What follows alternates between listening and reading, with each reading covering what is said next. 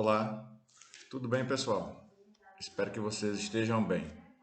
Essa é mais uma aula remota, gravada, que nós vamos contemplar hoje o conteúdo do sétimo ano. Nós já chegamos no conteúdo que trata do renascimento comercial, do renascimento científico e cultural. E hoje nós iremos prosseguir fazendo a finalização em termos de exercícios e vamos chegar à reforma protestante, não é? Reforma protestante que vai significar a, a reação dentro da própria igreja contra alguns desmandos, algumas situações ruins para alguns componentes da Igreja Católica, alguns erros, né, cometidos por aqueles que estavam liderando a Igreja Católica, e dentro da própria Igreja Católica surge o desejo de mudança.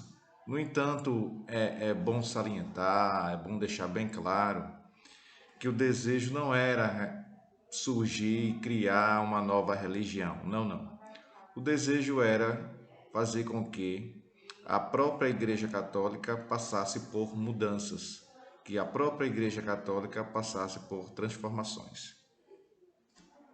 E dentro desse aspecto vamos conhecer personagens, líderes dessa reforma, cada um com sua característica, cada um com seu tipo de pensamento, cada um objetivando fazer alterações dentro do princípio do pensamento teológico da Igreja Católica Apostólica Romana e, sobretudo, fazer com que a Igreja diminuísse os escândalos e as situações que começaram a marcar, situações negativas que começaram a marcar aquele período dentro da Igreja Católica.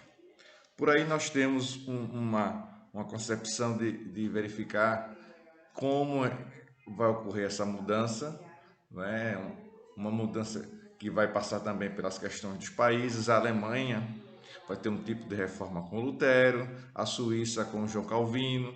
Então, cada região dessa da Europa tinha uma visão de como seria essa mudança, de como seria essa reforma protestante, de como seriam essas alterações necessárias para que a Igreja Católica tivesse um patamar acima, que tivesse um momento de paz e de sossego, de mudanças, e fizesse uma varredura, uma verificação daquilo que deveria ser mudado, daquilo que deveria ser transformado. Não é?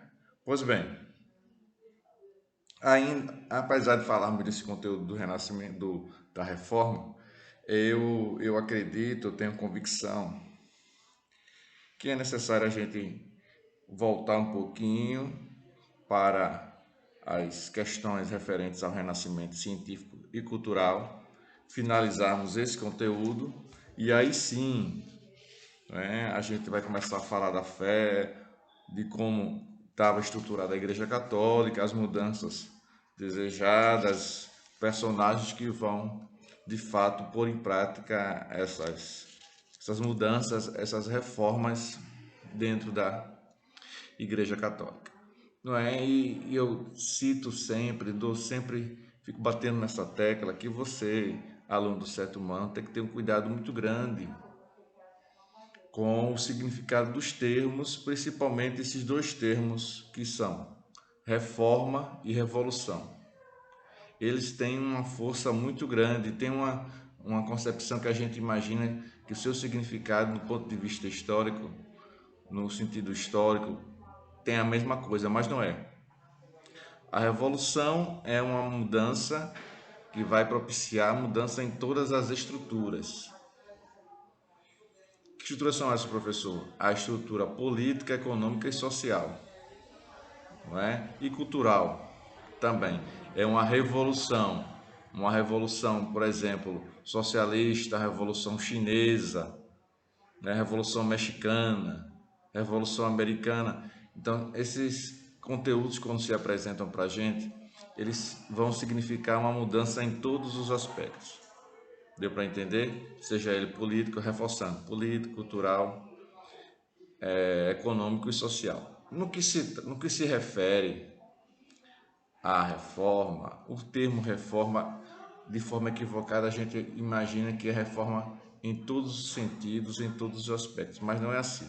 A reforma é uma mudança e transformação em alguns aspectos, em algumas situações, não é? Vamos lá? Então agora, dito isto, vamos conhecer depois de forma mais profunda a questão reformista dentro da Igreja Católica. Nós temos aqui algumas questões que estão na página 97, mas essas questões, repito, elas se tratam do conteúdo do renascimento científico e cultural.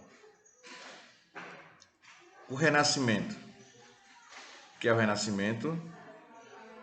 Muito bem. Vamos lá ver a oitava questão. O renascimento, oitava questão, página 97. O renascimento, o amplo movimento artístico, literário e científico expandiu-se da Península Itálica por quase toda a Europa, provocando transformações na sociedade. Sobre esse tema é correto afirmar. Letra A. O racionalismo renascentista reforçou o princípio da autoridade da ciência teológica e da tradição medieval. Estou na página 97, a oitava questão. Letra A. A letra B.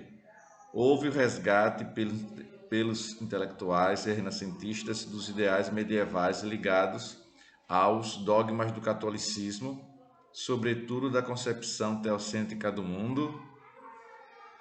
Vamos aguardar. Letra C.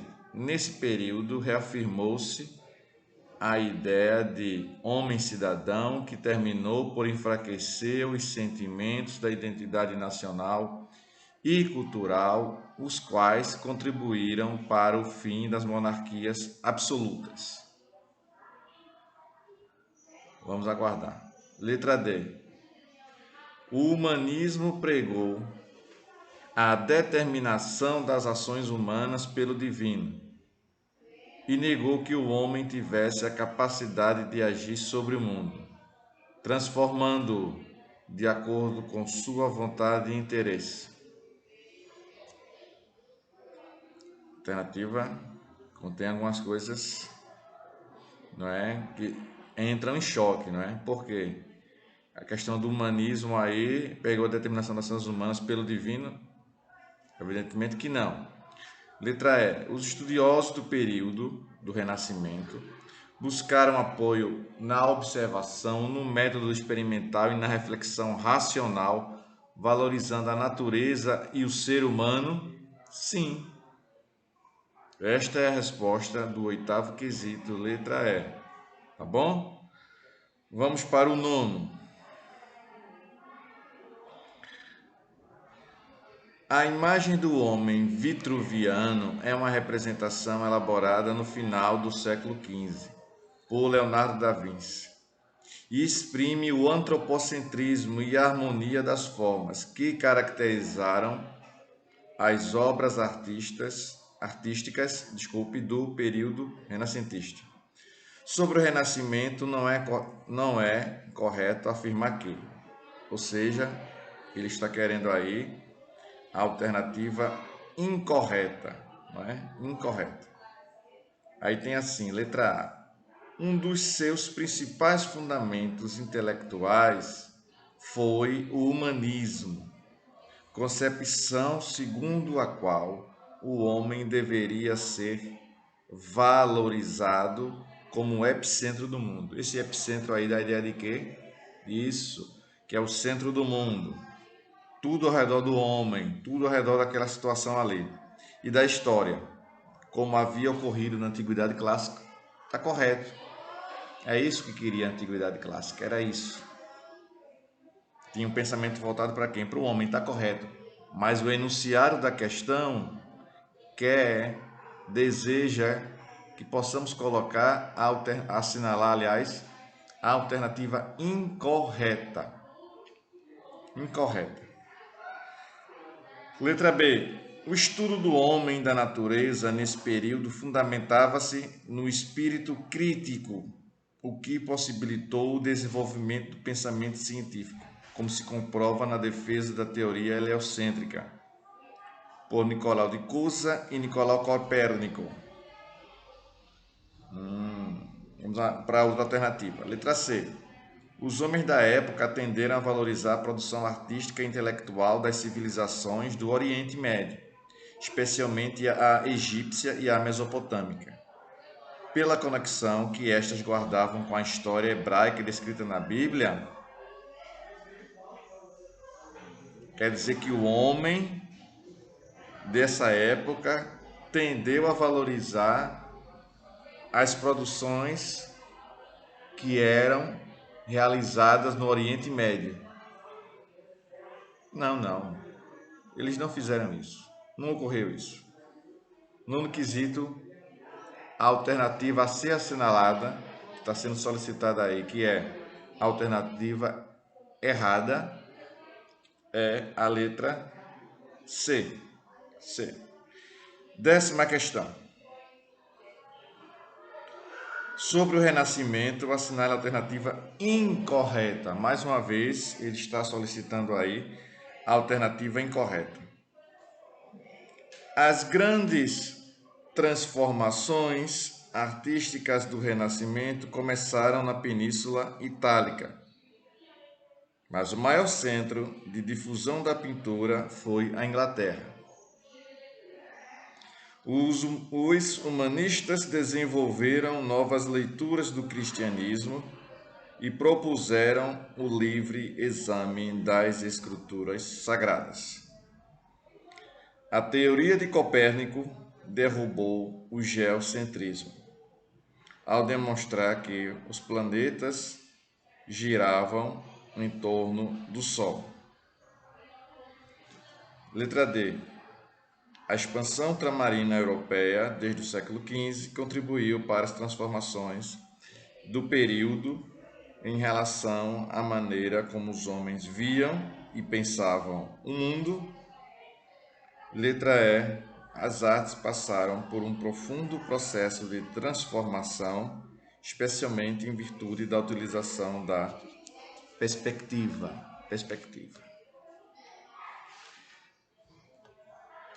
Vamos agora para o capítulo 5, que trata da reforma e a contra-reforma religiosa, aquilo que eu já havia falado, aquilo que mencionei no início da aula, na introdução. Esse conteúdo nós vamos encontrar na página 98, muito bem, na página 98. Temos assim a introdução. Como vimos, a Idade Moderna foi uma fase de grandes transformações na vida social, política e econômica. Mais além dos movimentos que já estudamos, ocorreu uma grande ruptura, a Reforma Protestante.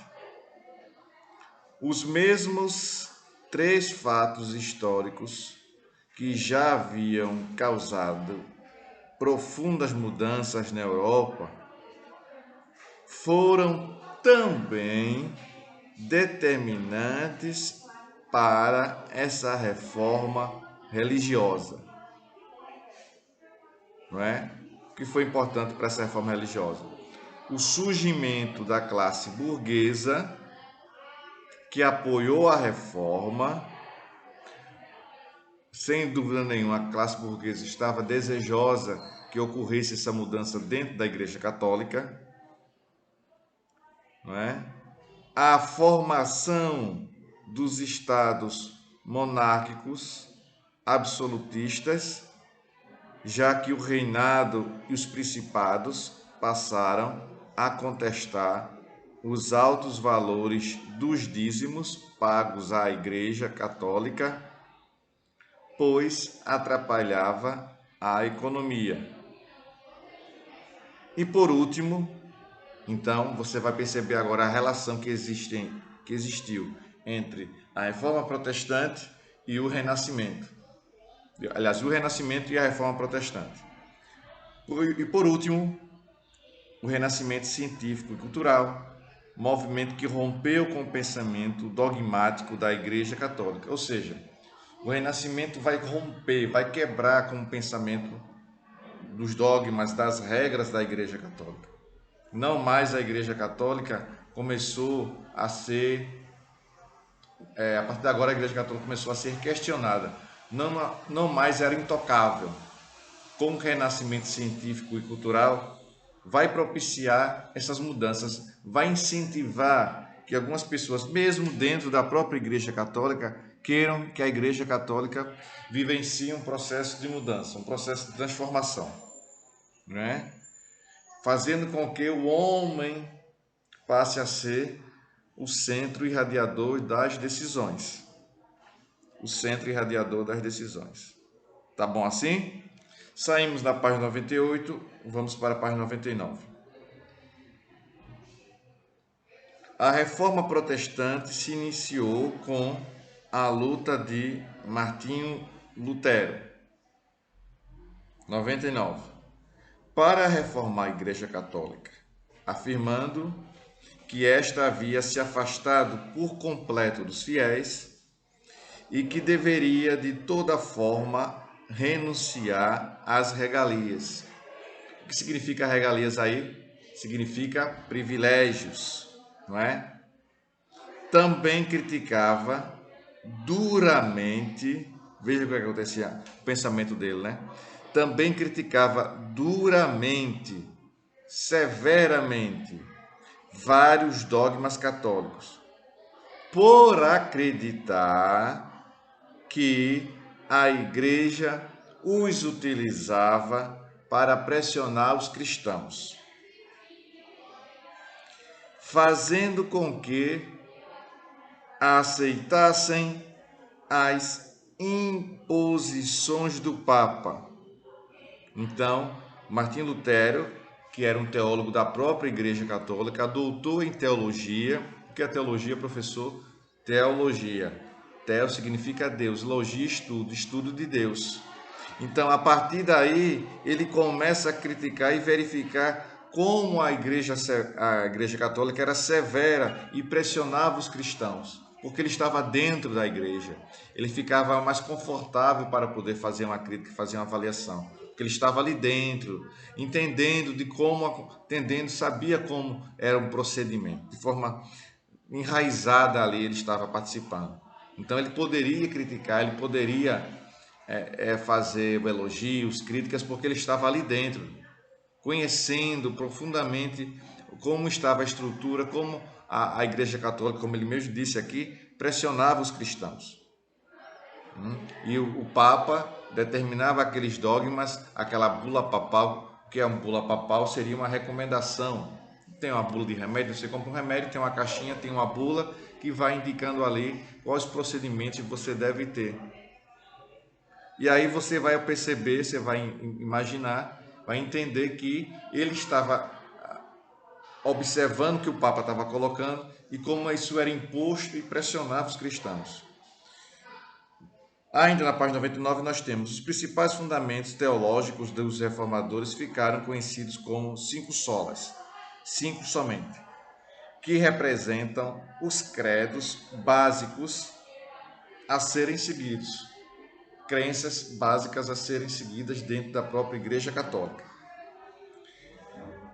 Eram considerados como essenciais para o cotidiano cristão, que se contrapunham aos preceitos da Igreja Católica, os quais eram criticados pela hierarquia e por terem tomado para si a divindade.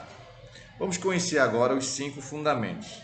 Está em latim aqui, mas eu vou tentar fazer uma tradução simultânea bem rápida com vocês. Tá assim, ó, ainda na página 99, preste atenção aí. Isso mesmo.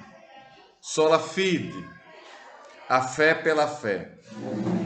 Apenas a crença na graça de Deus, mediante a fé em Jesus, salvaria o cristão e não as boas obras. Não somente as boas obras, o cristão tem que ter a fé em Jesus Cristo. O outro fundamento é a crença somente a Escritura, a crença nas Escrituras como sagradas, no caso, a Bíblia, apenas a Bíblia, que reúne a palavra e o ensinamento de Deus. Ela é considerada um documento oficial da doutrina cristã. O terceiro fundamento diz somente Cristo. Somente Cristo pode salvar. Este seria o mediador entre Deus e as pessoas, sendo a crença nessa relação a condição para ser salvo. Se você não passasse a crer em Jesus Cristo, você não seria salvo. O quarto item, o quarto fundamento diz assim: somente a graça. O pecador só é salvo pela graça divina, quando se converte à fé cristã, e apenas Deus concederia essa dádiva. O outro fundamento, o quinto fundamento diz: como a salvação era dada por Deus, somente ele seria digno de glória, e não os santos, o Papa e as autoridades eclesiásticas. Já estou na página 100. Então vocês perceberam aqui que esses 5 fundamentos vão dar um norte para os cristãos. E como essas ordens, esses fundamentos serão, brevemente, historicamente falando, com a passagem dos nossos conteúdos, nós vamos chegar a entender o porquê Lutero, João Calvino, esses dois principais reformadores, vão começar a questionar o posicionamento da Igreja Católica. E aqui nós temos uma imagem, um desenho que diz assim a legenda: as críticas à Igreja cresciam cada vez mais, pois esta enriquecia usando da fé das pessoas para o pagamento de indulgências. Né? Para conseguir o lugar no céu, teria que ser pago em dinheiro. Ainda na página 100, não mais na legenda, logo abaixo nós temos aí: o ano de 1545 foi realizado, no ano de 1545, foi realizado no Concílio de Trento, no qual a Igreja Católica decidiu reafirmar os dogmas da doutrina católica, reorganizando inclusive mecanismos como o Tribunal de Santo Ofício ou o Tribunal da Santa Inquisição, para perseguir e condenar à morte aqueles que não seguissem a doutrina católica. Não é? Havia um tribunal que fazia um julgamento se você estava, naquele período, viu? Aqui lá no século XVI, estava seguindo as regras da Igreja Católica ou não. Se não seguisse, você poderia passar por um processo de condenação. Você era julgado, condenado, podendo ser levado à morte. Os hereges, como eram chamados, as pessoas que decidiam não seguir os preceitos inquestionáveis estabelecidos pela Igreja Católica. Nós temos aqui também uma outra imagem que tem assim, uma legenda que diz assim: em Trento, região onde hoje fica a Itália, foi realizado um grande concílio da Igreja Católica, onde foi preparada a reação ao protestantismo, na figura, uma alegoria ao concílio, uma reunião, não é, de membros da Igreja Católica. Embaixo nós temos, assim, continuando com o nosso conteúdo: mas a reforma protestante não, preste atenção aí, viu? Não objetivou apenas reformar a Igreja Católica, a qual criticava principalmente pela cobrança das indulgências, ou seja, a prática de cobrar determinada quantia para conceder às pessoas o perdão de seus pecados. Tem um filme que trata muito bem disso, que é o filme sobre Lutero, né? Se você tiver a oportunidade de assistir, vai ser muito bom. E Lutero vê a cobrança dessas indulgências, né? A cobrança de valor em dinheiro para que você conquistasse o perdão e lugar nos céus, e ele vai começar a questionar dentro dele por que a Igreja Católica estava fazendo isso e vai promover a reforma. Ele não vai imaginar que iria daí, dessa reforma, que ele vai colocar algumas teses, que eu vou lá na frente vai falar sobre isso, vai colocar 99 teses numa porta da igreja, na Alemanha, mas ele não imaginava que a igreja católica, das suas teses, a partir dali surgia uma igreja chamada a igreja protestante. Ele não queria que surgisse uma nova igreja, ele queria que a igreja católica aí sim formulasse, pensasse e colocasse em prática uma série de mudanças. Mudanças dentro da própria igreja católica, é bom salientar isso, viu? Esse movimento de indulgência, que tinha inicialmente um caráter religioso, atingiu outros setores da sociedade, como a economia e a política. Participaram ativamente desse processo a classe burguesa, reis e príncipes. Quando a gente for falar de forma mais profunda da reforma luterana, a gente vai observar que alguns príncipes estavam insatisfeitos com o posicionamento da Igreja Católica e vão ficar, entre aspas, apoiando as atitudes de Lutero de criticar a Igreja Católica, que naquele momento ali você tem que imaginar que não vai ser fácil para ele. É um homem que doutor em teologia, começa a criticar, começa a fazer discursos contra alguns posicionamentos da Igreja Católica, alguns dogmas, fatalmente ele vai ser perseguido, vai ser questionado, e alguns príncipes da Alemanha naquele período, do século XVI, poderiam muito bem começar a persegui-lo, mas fizeram vistas grossas, deixaram para lá porque já estavam descontentes com o pensamento da Igreja Católica. Classe burguesa e príncipes. A primeira queria expandir seus lucros. Quem era a primeira? A burguesia. Expandir seus lucros por meio da cobrança de juros. Porém, tal prática era condenada pela Igreja Católica, o que acirrou os ânimos, deixou um clima tenso entre as duas classes, não é? Já a realeza estava descontente com as intromissões promovidas pela Igreja Católica no plano político. É aquilo que eu acabei de falar. Alguns príncipes estavam insatisfeitos com a Igreja Católica e começaram, entre aspas, incentivar essas críticas que Lutero começou a fazer, que João Calvino também. Temos aqui esses antecedentes da Reforma Protestante, esse item que fala sobre a Igreja Católica. Como sabemos, sobreviveu à queda do Império Romano do Ocidente durante a Idade Média, tornou-se a instituição política mais forte. Influenciou os senhores feudais, ainda na página 101, viu?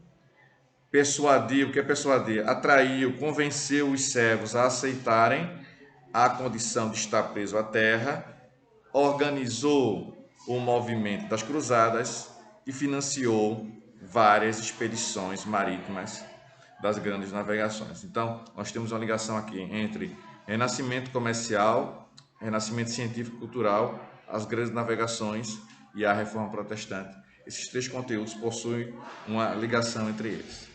Tá bom? E com isso, nós vamos perceber como ocorreu essa evolução da reforma protestante. Tá bom assim? Eu espero que vocês tenham absorvido conhecimento, tenham entendido. Qualquer dúvida, eu estou à disposição de vocês lá no aplicativo. E também queria indicar a vocês para que vocês pudessem fazer a atividade da página 105. Nós temos aqui duas questões na página 105. A primeira e a segunda questões são questões dissertativas. Seria interessante vocês realizarem ela. Tá bom assim? Forte abraço e tchau para vocês. Tchau, pessoal.